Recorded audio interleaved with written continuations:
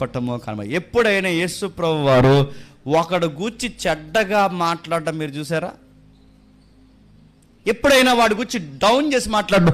ఇస్కరియోతు యూదా కూడా సాతానుగాడని తెలిసిన వాడి కాళ్ళైనా కడిగాడు, కానీ ఒక్క మాట అన్నాడు. ఆయన ఏమని చెప్పి నువ్వు చెయ్యాల్సిన త్వరగా చేసి, అంతేగాని ఇండైరెక్ట్గా ఎప్పుడైనా వాడిని డౌన్ పాల్ చేసి మాట్లాడా? ఆయన నోట కపటం అంటే ఆయన లోపల ఒకలా బయట ఒకలా లేడు. ఆయన లోన ఎలా ఉన్నాడో చెప్పండి, బయట ఎలా ఉన్నాడు.